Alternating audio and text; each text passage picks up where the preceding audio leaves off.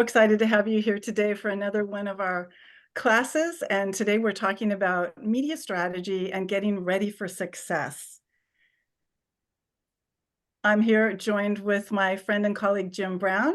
And we're not going to delve into who we are because we shared that with you in an email newsletter this morning. And this is all about you. So you'll learn more about us as we teach today. Trini Willerton is with us today. She is our very generous sponsor from It Could Be Me in a year-long series of classes about media relations and storytelling for people specifically working to make streets safer. We'd like to ask everybody to mute yourself if you haven't already, because it kind of is weird with the recording if we don't do that. So go ahead and mute yourself, please.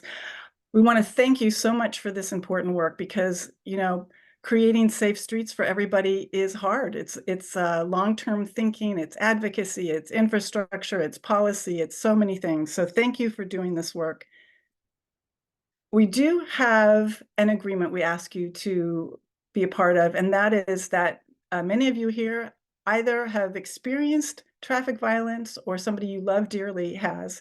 And we're going to ask you to not go into details today if you're sharing something. And the reason is this is a place that we want you to feel comfortable to play, and we don't want you to get triggered by your own story or by somebody else's story. And also because we're not mental health experts, we are storytelling and media relations coaches. So if you can just keep that in mind as you share today, that would be great. Some other housekeeping is that we don't stop for questions during the presentation until the end. That's because we only have 60 minutes with you here today, and we want to keep right on time. And so we do want you to take some notes because it's the best way to remember things, but we will be sharing things with you that we share here today via email newsletter. You will get a link to the full recording, of course, and we're going to share some other things as well. So don't worry, you're gonna be well served in all of these points. So right now, if you wouldn't mind taking a moment in the text box below, will you share your name, your location, and if you are affiliated with an organization that you work with, let people know, because this is about creating community with other like-minded people who want to create safe streets. And you may find some friends here, and you might find some people to collaborate with, which is one of our topics of conversation today. So what we're going to cover specifically today is why your organization needs a newsroom and not just a blog, why you need to create rapport with the media, how to start creating a really valuable media list, how to collaborate, there's that collaboration word, how to collaborate with other organizations to land bigger and bigger media stories. And then we're going to ask you to share some ideas on stories that you want to pitch to the media for some feedback from us. We're going to be checking in with Trini about some exciting things that she's been up to. And then, of course, we will have time for your questions and some conversation. So our goal is to help you become a media source, or I like to say media darling in my Hollywood talk because I'm from Los Angeles. So a media darling or a media source is somebody that hasn't been just featured in the media a couple of times. This is somebody that the media comes back to again and again. They may not always interview you. It may not just be a profile about you. You could be included in a story with other people. And also you could become a source for information. They might want to know about who else to be in touch with. They might want to know about policies and laws in your region or your state or even at the national level. So this is our goal, because once you become this kind of media source, they are calling you. And that is what we would like to see happen for everybody here today.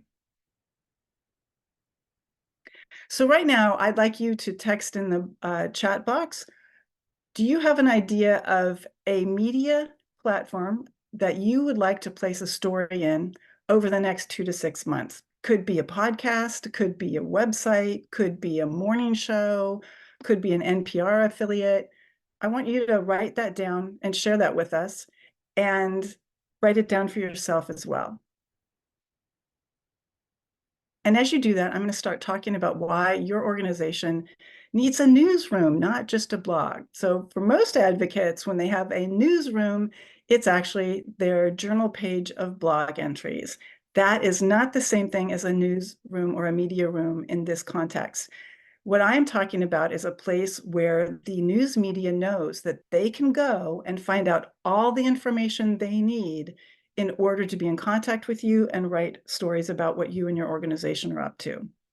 So the media needs to know who they can get in touch with right away on your team who's going to get back in touch with them in a timely way. This might be the executive director, but it might not be. It might be a communications person. It might be a board member.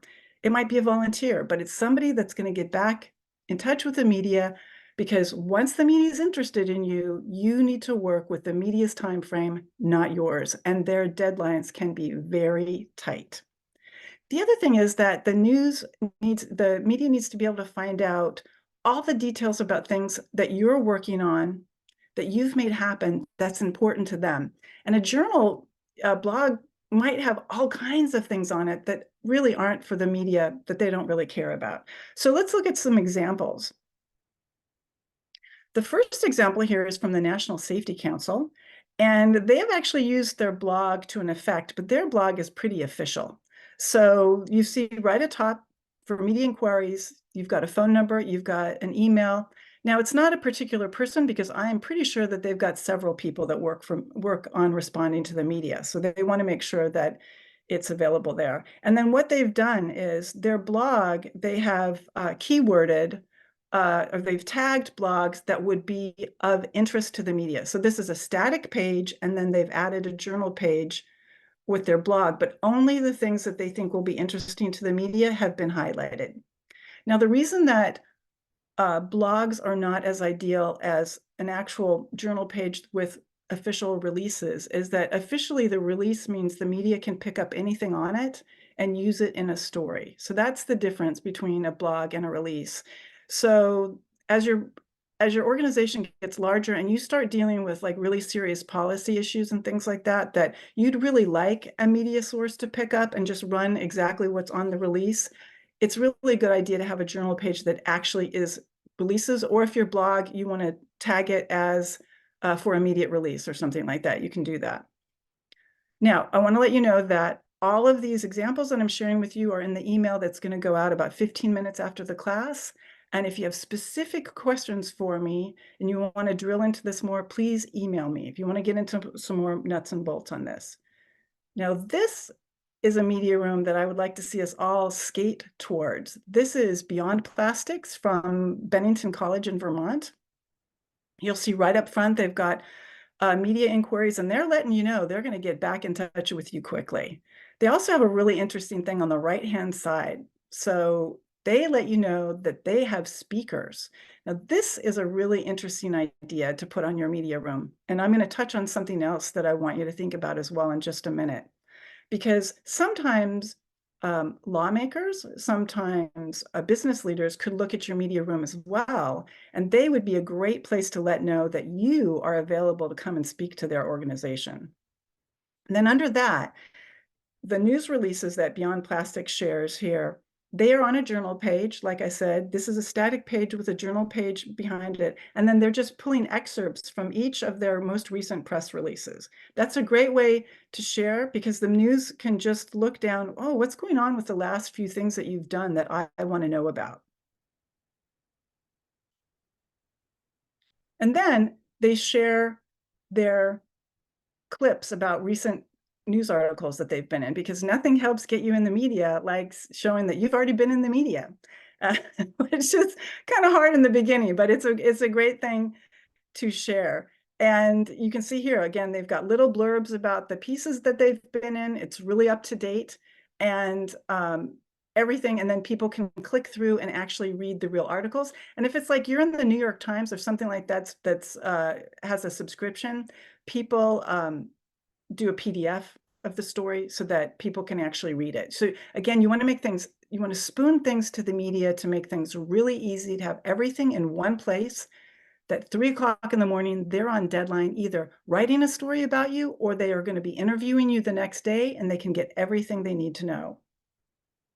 And then the final thing is that if you're the kind of organization that writes publications, or you participate in the writing of the publications, even if you have it someplace else on your website, also put it right there for the media to see, because they're going to want to research through what you're writing about. So again, make it very, very easy for them. And finally, for those of you who've been in the media quite a bit already, I'm going to add one gold star that you should go for. And that is called a info reel or a sizzle reel. And that is when you make a short little video and it's highlight clips of your best talking points.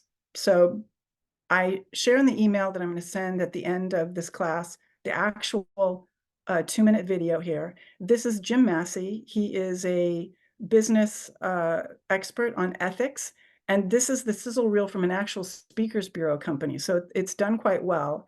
These are highlights from interviews he's been in and keynotes he's given. And again, remember that idea of using your media room also for getting speaking gigs, right?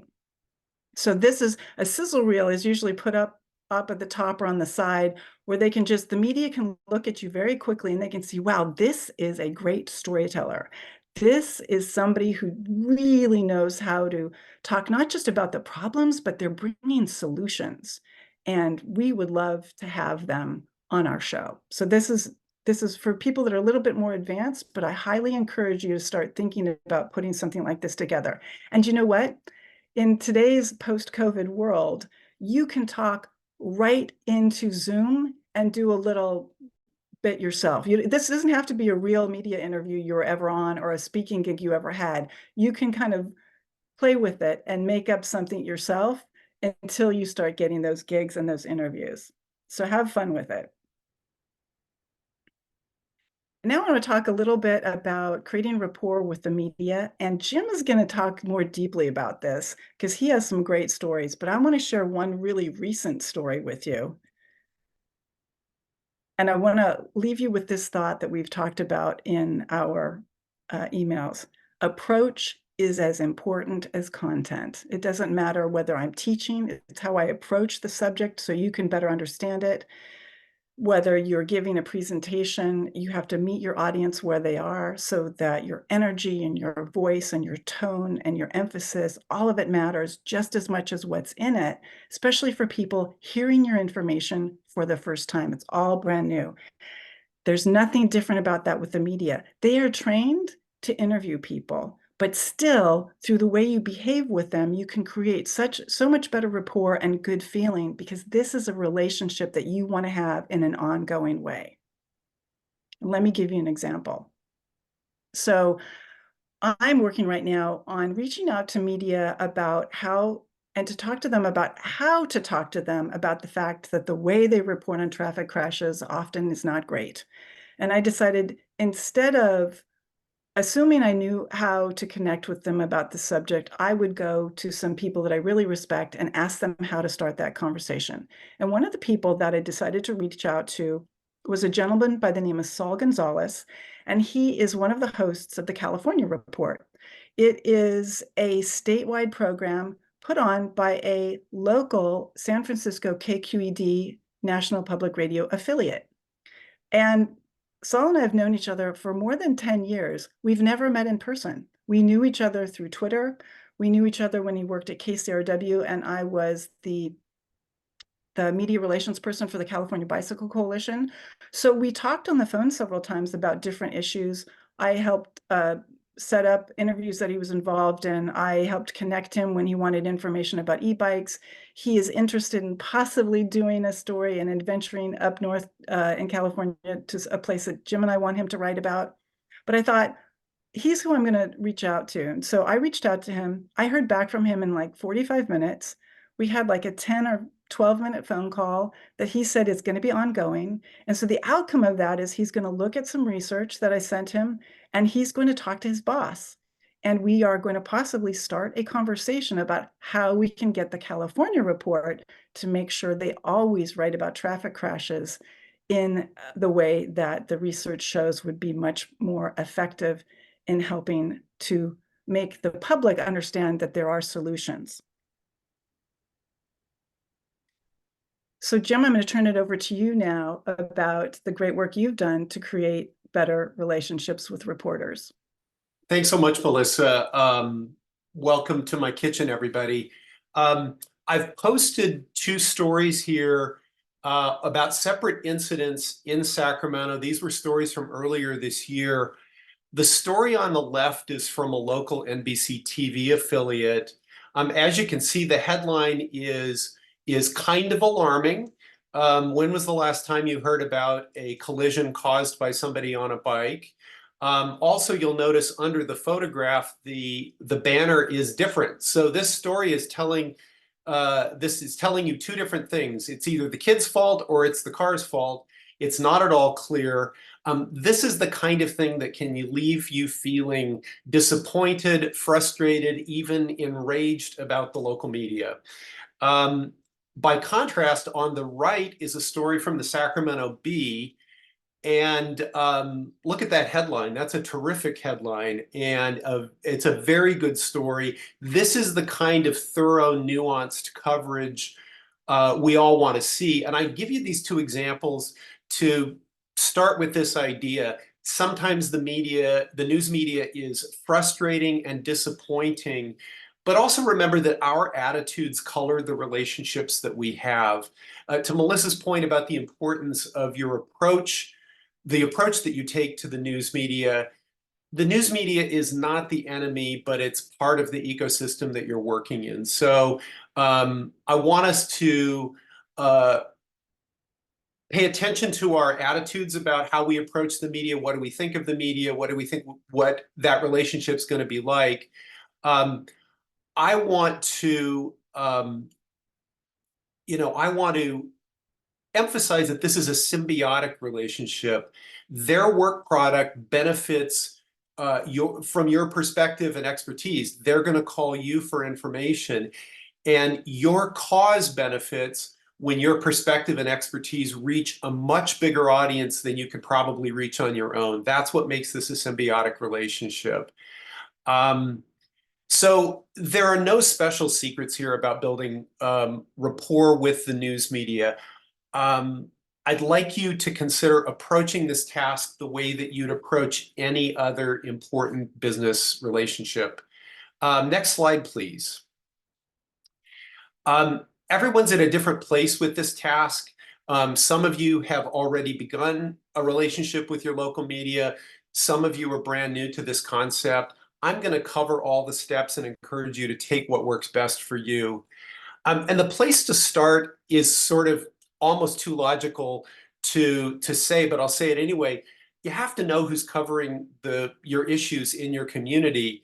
You want to know which outlets cover your issues in the community and which reporters are providing that coverage. What are the names that are showing up most frequently? And pay extra attention to the reporters and outlets that are doing the most coverage and the best coverage, because those are relationships to prioritize. If you're new to this job, or if there is a new reporter covering your issues in the community, call or email to introduce yourself and ask if you can meet. That's the way to get this relationship started. I strongly encourage a face-to-face meeting. That's the best way to build personal rapport with somebody. And think about what would make the meeting worthwhile for the reporter. Offer to meet at a problematic intersection or the site of a proposed project, or take them on a walk or on a bike ride to give them a firsthand experience of your issues and concerns. Thing to keep in mind is you want to ask questions and listen.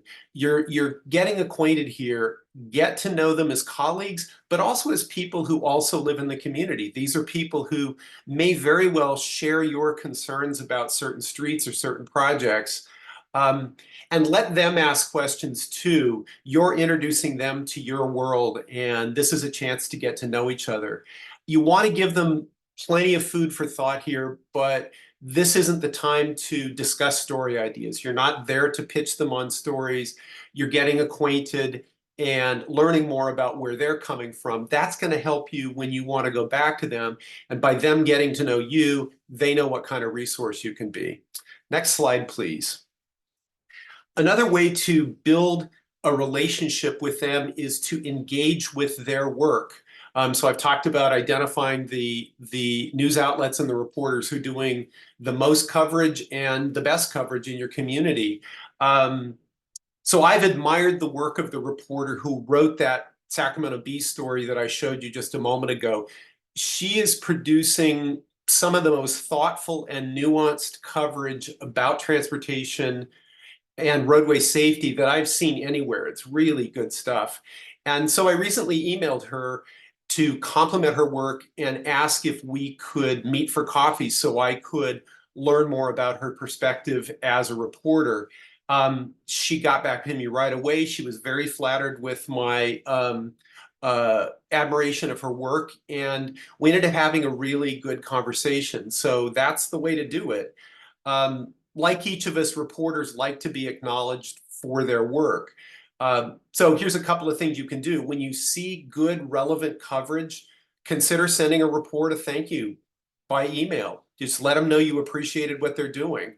If it's a really good story, share it through your social media and point out to your audience what makes that story noteworthy. Again, you're shining a light on good coverage. And by the way, other reporters in your community are most likely following your social media. You're giving them a cue to what it is that you consider to be valuable coverage. If the story is really exceptional, share your thoughts with the reporter's direct supervisor. If that's at a newspaper, that's going to be the managing editor. And if it's at a TV or a radio station, it's probably going to be either the news director or a producer. You can also do the same thing when you see a story that falls short, like the other story that I just shared with you. You can email or call the reporter to express your concerns, offer some suggestions on how the story could be improved, and invite them to call you or meet with you to discuss it further. I've actually done this multiple times, and it's almost always been a good exchange. Now, I don't have any illusions that my one email of feedback improved their coverage going forward, but I want to do my part to be responsive to the coverage that I've seen.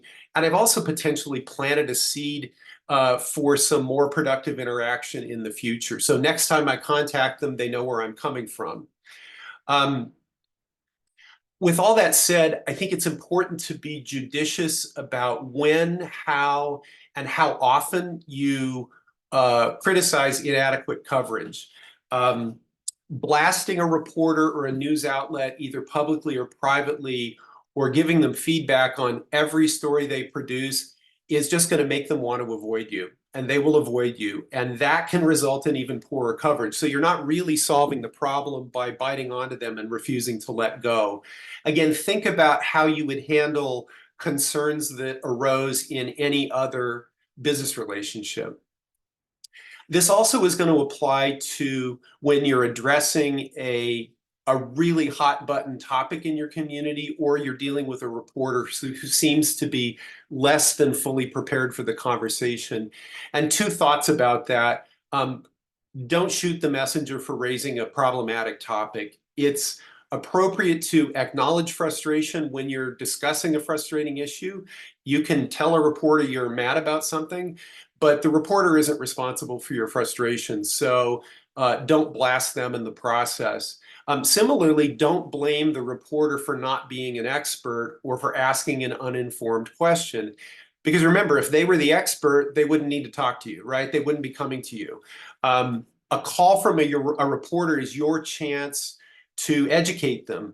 Again, keep those conversations constructive. One time I was called, it was actually in the middle of dinner. I was called by a reporter to be interviewed on television for in relationship to a fatal bike crash that had happened earlier in the day. And while the reporter was setting up the camera, he asked me whether I knew if the bicyclist was wearing a helmet. And he was asking that question because there was a bill before the legislature to make helmets mandatory in California, and it was something everybody was talking about. And I said to him, that's the wrong question to ask. We don't know what injuries the victim suffered. We don't know anything about the crash yet, how fast the vehicle was going. So focusing right away on the helmet is kind of beside the point until we have more information. And that little bit of an exchange was able to redirect some of the questions he asked me on camera. So it would have been just as easy to blast him and say, "Why are we talking about helmets?"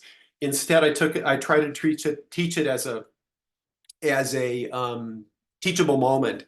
And this is especially true with television interviews.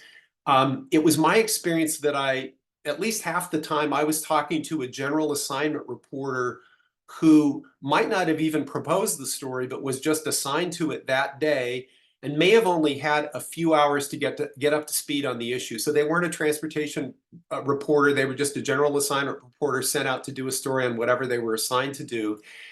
So again, as with this TV reporter and the discussion about the helmet, in those instances, while the crew is setting up equipment, I made it a habit to ask the reporter how well they understood the issue and would it help them at all if I explained it to them briefly.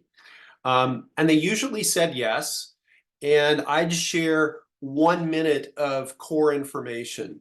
And what that did is it helped them do a better job in the interview. They might ask different questions. It let them get to know me just a little bit before the camera started rolling. And usually that improved the story. So what I'm doing in those instances is I'm presenting myself as a resource, not a critic or an adversary. And then the last thing I'll add here about building rapport is that if you're contacted by a reporter, be responsive and be prepared. Be prepared. Answer the questions as best you can. Offer to get back to them promptly if there are any details that you don't have.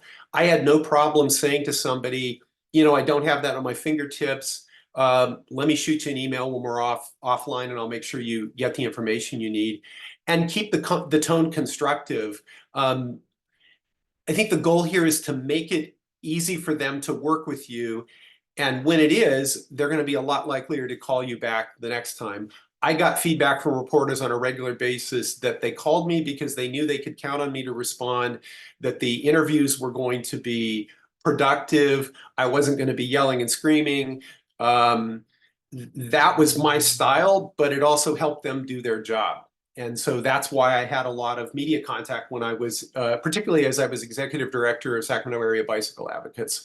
So I'm going to stop for now and turn this back over to, do I turn it back over to you, Melissa, or do I want to jump into the media list?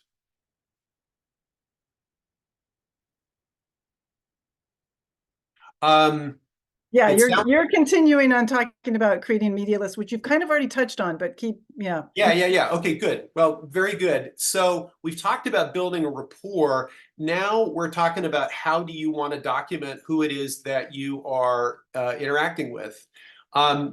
Your media list is really your contact list. It's not any more magical or specialized than that. Creating one is not complicated. And that's true even if your organization or your campaign doesn't have a media list and you operate in a region with a lot of outlets, for example. If you're already established, you've already probably interacted with the news media, so you already have that list started. So either way, you can have a serviceable media list completed within an hour. It's not a super hard task to do. I want to start with the same advice that I started with building rapport. You want to read the news and you want to know which outlets and reporters are covering your issue. That's the heart of your media list. If you're not sure, start by asking your peers for some recommendations. Who have you talked to? Who's good? Who covers your stuff? You also want to think about your strategic goals for your campaign or your organization and where the news media fits into that. And I want to spend a couple of minutes talking about a project that Melissa referred to. And this is our project doing media outreach for Shasta Living Streets in Redding, California, up in the far north end of the state. One of their big partners is McConnell Foundation, which is a community foundation. Shasta Living Streets operates the local bike share system, They're also built into some downtown revitalization projects that have received close to $50 million in cap and trade money from the state of California. They've been very smart about building these relationships and very smart about how they're funding what they're doing. So Reading is a small city, and the main media outlets operating in the region are one newspaper and two TV stations. That's pretty much it. And Shasta Living Streets and McConnell both have solid relationships with all of them. So when we were asked to help Shasta Living Streets to develop some media outreach around their bike share system and their bike parking facility, we started by asking them, what is your strategic goal here? What do you want the world to know about what you're doing? And one of the things that our friend Ann Thomas, who runs Shasta Living Streets, said is that they want to raise their profile as a credible and effective partner in the community. We talked to McConnell Foundation. They said something similar. They wanted to be known outside the region for their good works. They're doing some amazing things in the community there, and they'd like to be recognized for it. So when we started to build the media list, we focused on who could we cultivate regionally and statewide as a way to raise their profile and credibility. So again, this isn't just about who's likeliest to run a story about us, but it's about knowing what they want to accomplish. So you have strategic goals. Think broadly about how you want to show up in the community and not just what you want the media to write about your issue. Next slide, please. The how of putting together a media list is very straightforward. The first place to start, once you've identified the outlets and the reporters that you're interested in, is look for contact information in the reporter's byline. Often there's a link to an email address. That's the simplest way to do it. Another way to do it is look at the staff list for the news outlet's website. Often they will have a staff directory. Sometimes that can be found in the Contact Us link. If you go to the contact, if the link for the reporter is one of those online forms that you fill out, you can search on Google for the reporter's name plus the phrase email address. And I'm surprised how often I will find an email address for somebody even though I can't find it on their website. So that's a good way to have that information. It's important to be able to contact people directly, so having an email address is really important. If all else fails, call the outlet. Like, get on the phone and call the outlet and explain that you'd like to reach out to this person, and could they share an email address or a phone number for you. And again, ask your peers who are working in the same discipline if they have information. So pool your resources. Don't overlook the specialty outlets that may be located outside of your region but cover local stories. This may include statewide outlets that cover local stories in your area. Again, this goes back to being a diligent news consumer and figuring out who's covering your issues. My one piece of advice here, though, is to really only focus on relevant media. Don't spend a lot of time on outlets that never cover your issues or your community and probably never will. But if you think there's a reason, if you have a reason to think there's value in cultivating their interest, then focus on building the relationship with them first before adding them to your media list and starting to send them a bunch of stuff. They need to know who you are in order to begin to respond to what you send them. Same advice goes for national outlets. I would advise that you should only spend time including contacts at national outlets if you have a reason to think that they might actually cover your issues. I applaud the ambition to be mentioned in CNN or the New York Times, but keep in mind that getting their attention involves a completely different strategy and a lot more effort than simply putting them on your media list. Again, let the strategic goals of your organization or your campaign guide you, and use your limited time wisely. Do not lose the forest for the trees. This slide covers some of the things that you might want to include in a media list. I'll start off by saying that the perfect media list is the one that will help you do your job efficiently. There isn't one best way to do it, but I'll tell you how I do it, and Melissa and I do it very similarly. I use an Excel sheet because it's really easy to sort and reorganize.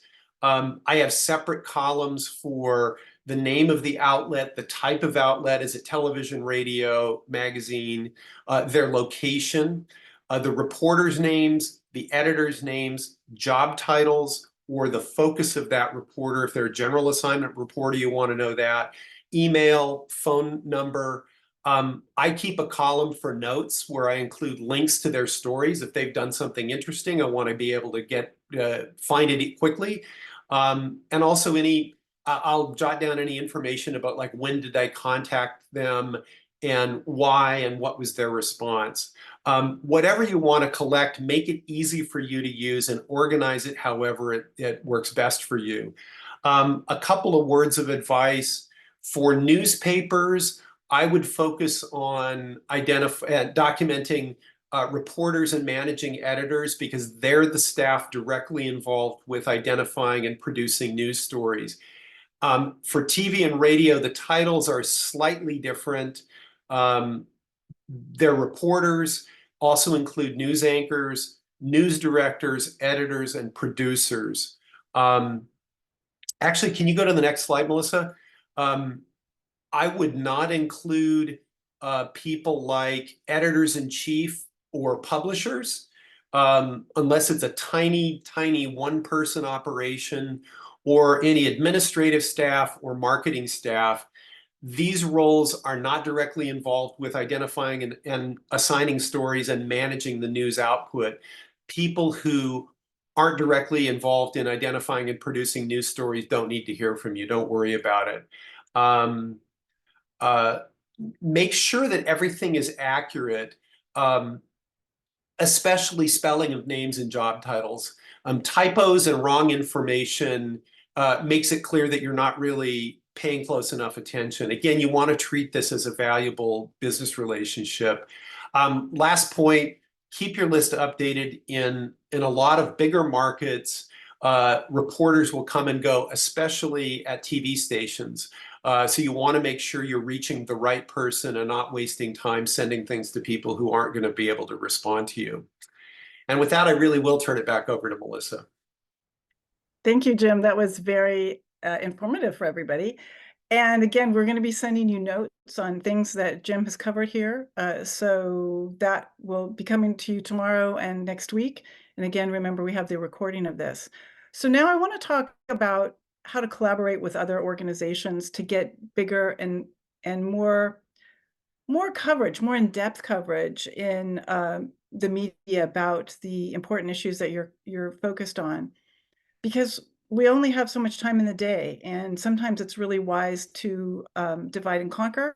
Also, most of you probably know that the news media has really been hit hard and they've been consolidated. And the more you can go to a news organization and say, I've got 360 degrees of this issue, the better off you are, the better chances you have of placing those stories. So I want to give you some examples on some stories that I was able to place in the media in hopes that this will spark some inspiration on who you can collaborate with and how you can start working on getting bigger stories placed.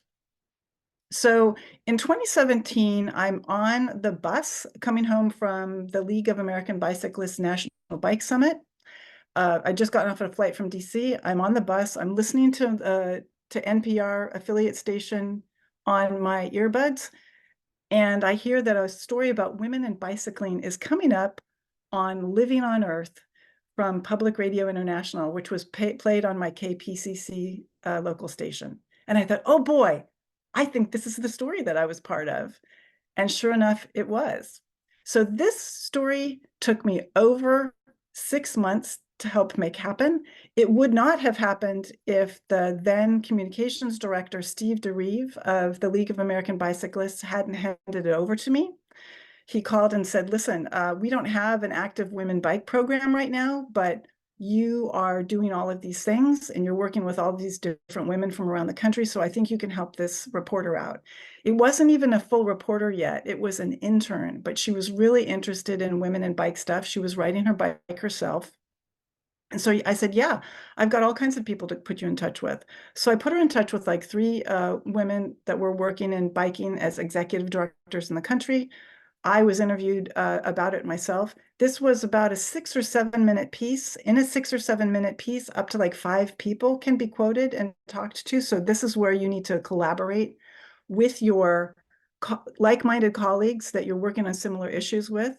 And then I was really delighted because one of the people that was featured besides myself was Liz Cornish, who had been at the league, and then she had gone on to become the executive director of Bike More for Delaware.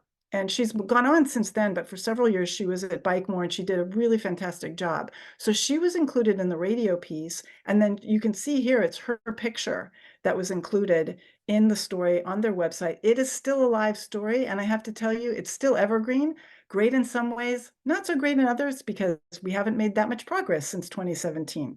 But it was a great story, and the intern became a full-fledged journalist by the time the story was placed with the outlet. The other story is one that I was able to place in the Texas Standard. And this again is like the California report. So the Texas Standard is a radio program for the state of Texas. It's part of, or it's sponsored by Texas Public Radio. So many of you live in states that have a public radio station that covers the entire state. If you don't have a public radio station that covers the entire state, you might have an important, influential one like KQED in San Francisco that creates a state-focused program.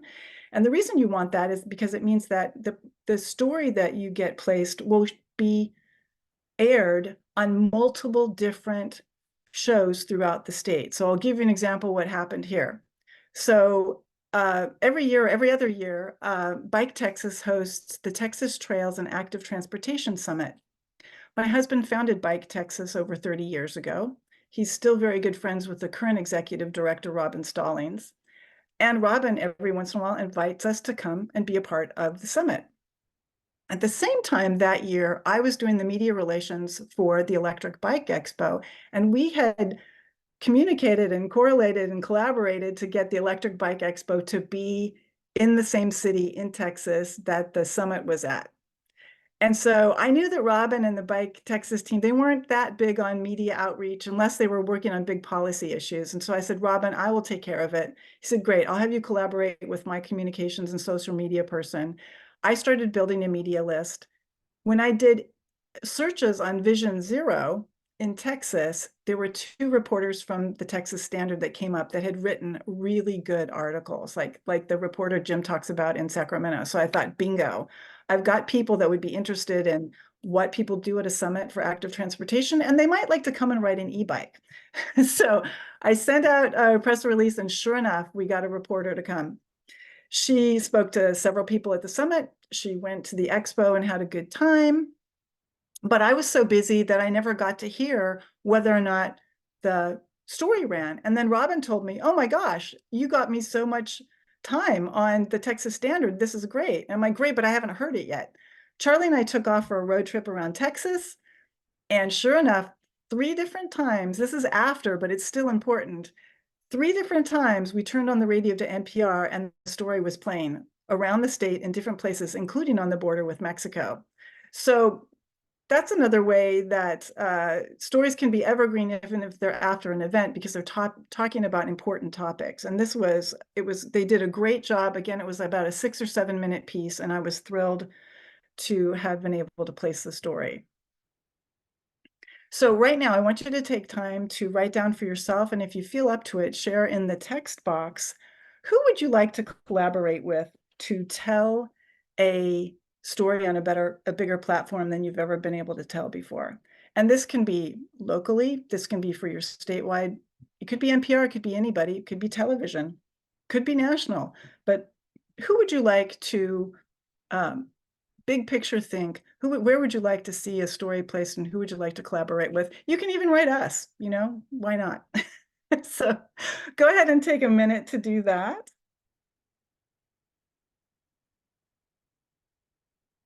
And now I'd like to see if we can get Trini's attention because Jim's going to ask her some questions about what she was up to in DC. So Trini was in DC about a week and a half ago, and she was part of a really important first day of advocacy.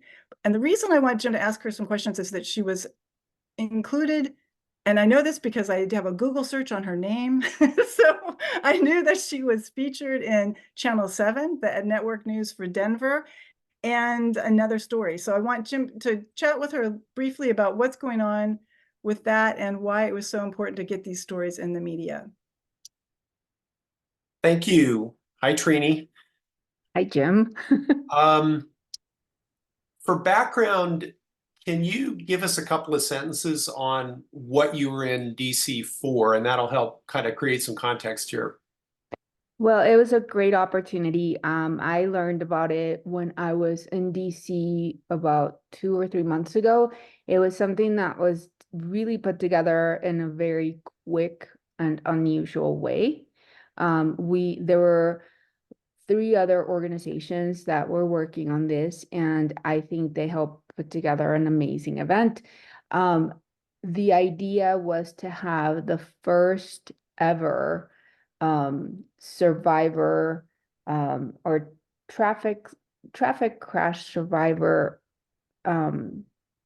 like voice with multiple organizations being present, right? So usually what the conversation that we had behind closed doors was that, this has been done on multiple occasions, with having fly-ins with like the National Safety Council having their own fly-in, or having the league do their work, their policy work. But it was really important to us to have this really big presence at Capitol Hill. So together we joined resources and we were able to fly over 170 families to Washington, D.C. to speak with our different legislators. And it was a really, really empowering event in many respects. I think that families felt really connected to each other, and the idea of being able to have someone that really gets it and understands what you've been going through, I think was really important.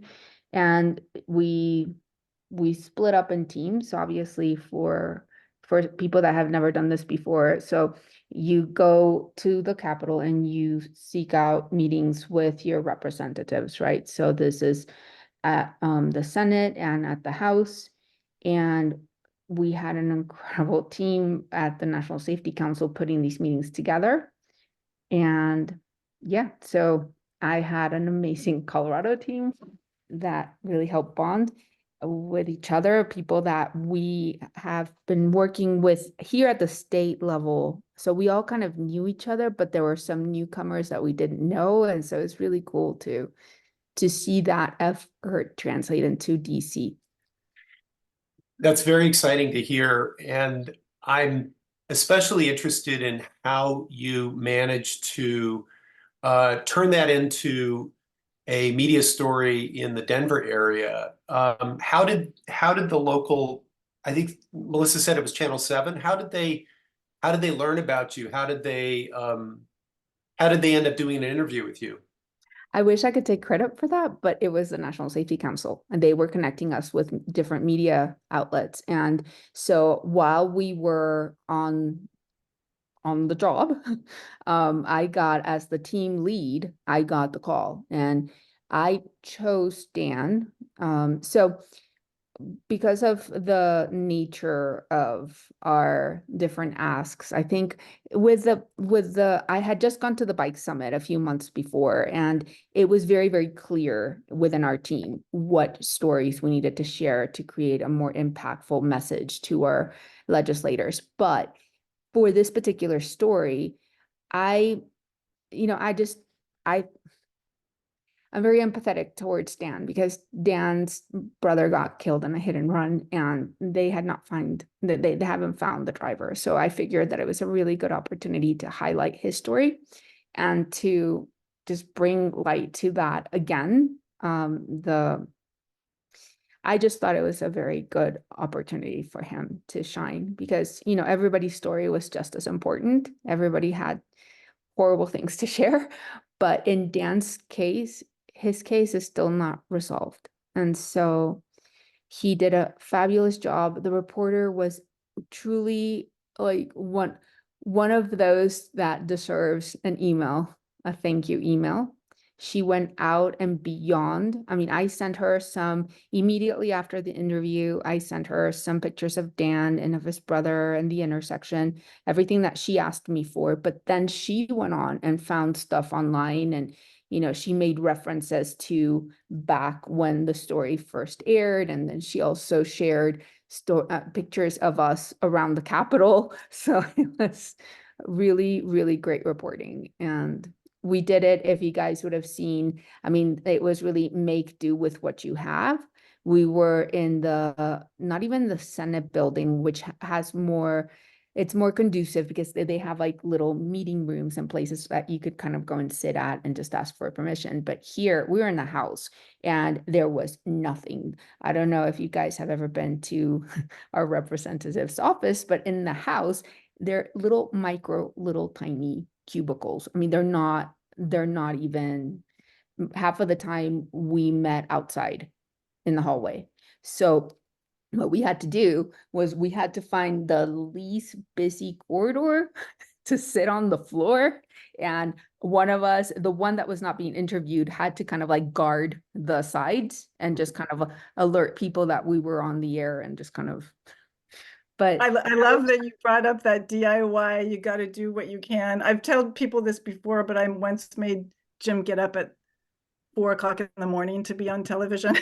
So, yeah, because it had to be like, right, it was the early morning show. So I think that brings up like what people are, you know, you really have to do DIY and down and dirty, especially these days. And I want to like actually kind of evolve this into, I'd asked people to pitch ideas for what they want and really grade everybody. And one of the things I want to call out, Andrew Phillips, you have Colorado Public Radio on here. We know they have a reporter that's interested in Vision Zero stuff. So let's put that on our hit list, Trini, of collaborating for a story on safety stories for Colorado Public Radio. So that's definitely something that can be done. I want to actually ask John Talmadge if you're here. John, you're here, and I actually wanted you to tell us a little bit more about what the I got this WUNC Radio Due South show. So what's that? Come off of mute and tell us a little bit about what you're thinking there.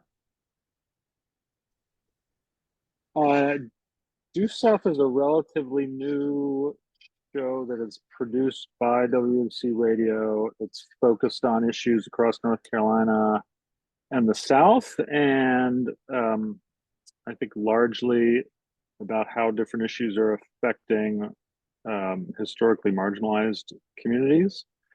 And so it's a longer form opportunity to tell a story, and we've been thinking about how to bring more attention to the Week Without Driving at the end of September, beginning of October this year, or another opportunity is the World Day of Remembrance in November. And this year, our city will be finishing their Vision Zero action plan around that time, end of November, beginning of December. And so I think those are two, like, you know, we have a couple different things. There's also going to be a streets and sidewalk referendum in November that the Week Without Driving, we're going to build the story around supporting that.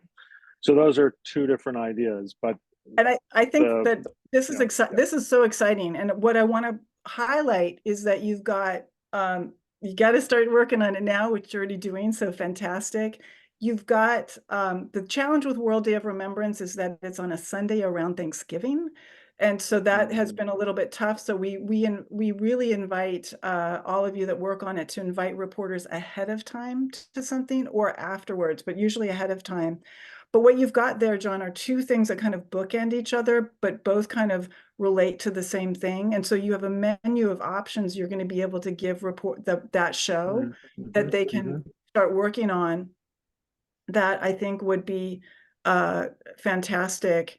And who are you going to collaborate with beyond your team to want to be on as part of that in Durham or in the state? Like, what are you thinking of? Or even because it goes out to the South, is there somebody else in another state that you want to have part of it?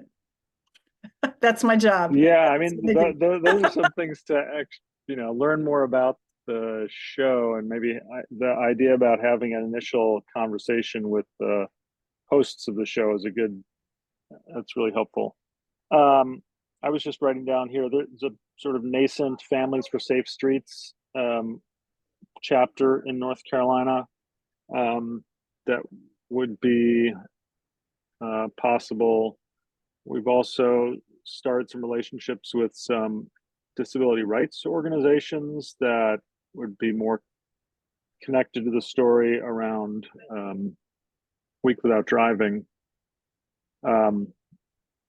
So those are the first two that I've thought about. I mean, we have some statewide partners that also around advocacy issues that also would be good ones. The Southern Environmental Law Center actually might be good because they sort of cover multiple states in the South, and so they might be able to talk about more issues. That's fantastic. I see the wheels are turning in Trini's head already.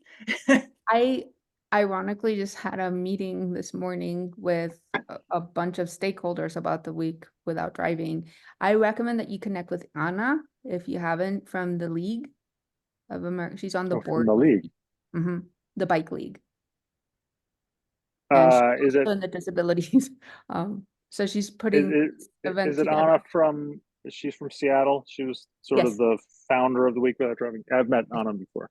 Okay, awesome. Because we were thinking about how we were gonna amplify this year's Week Without Driving, but that's really funny.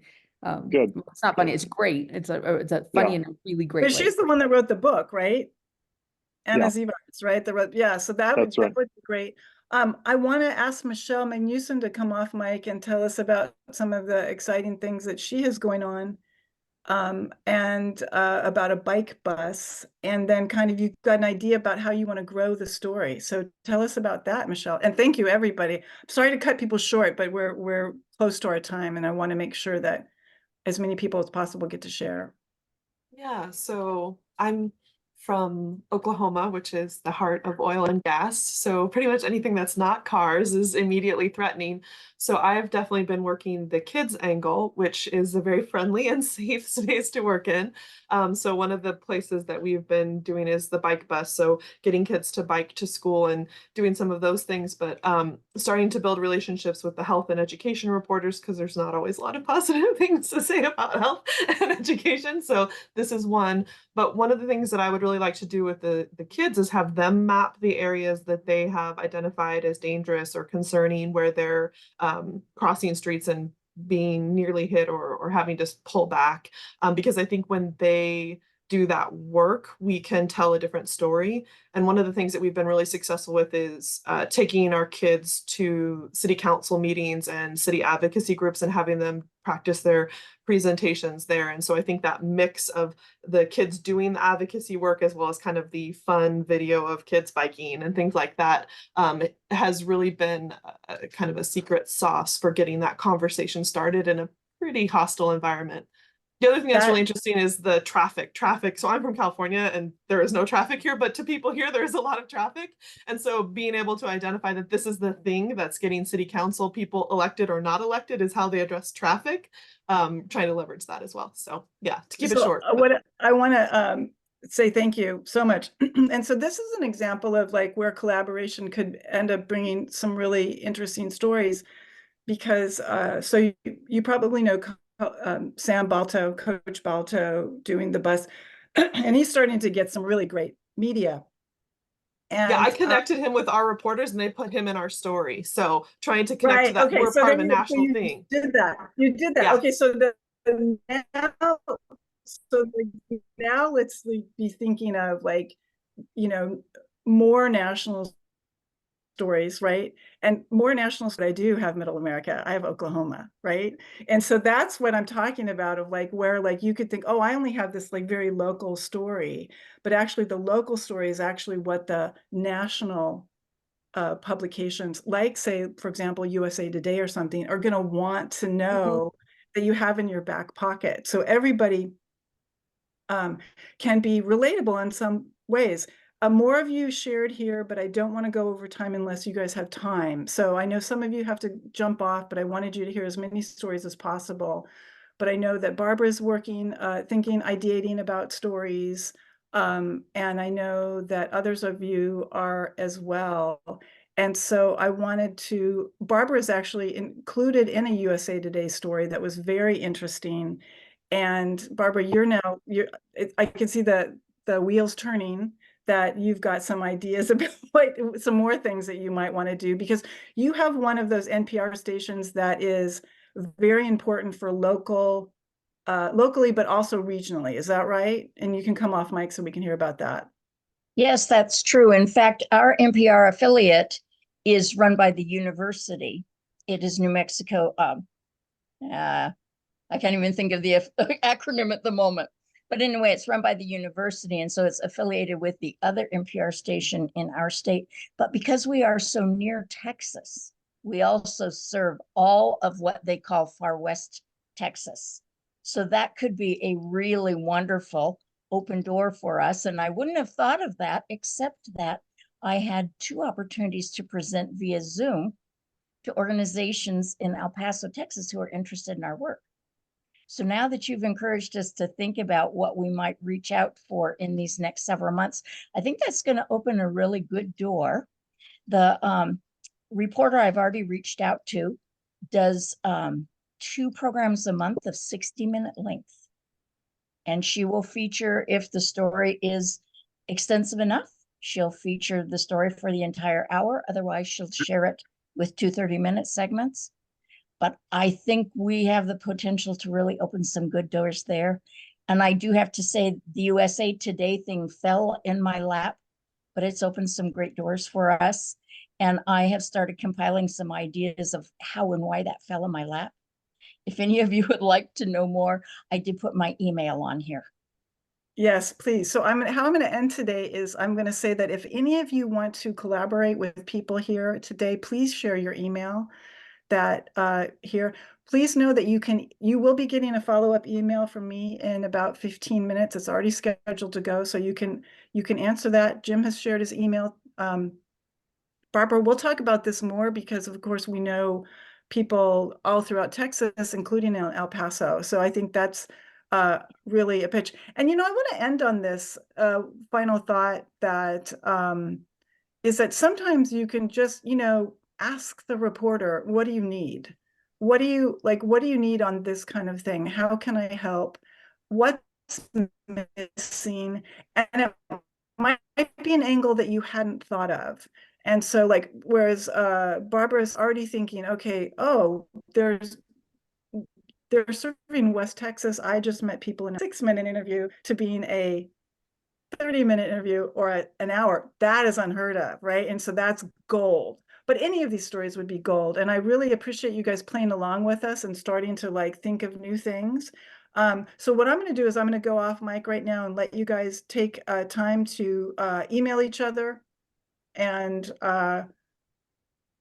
that's it from us from now. I'll give you about 10 more minutes, and then we will see you next month, where we are going to delve into even more mystical things about media placement and be working with you. So I want you to take these ideas, and I hope you can come back, because I want you to update us.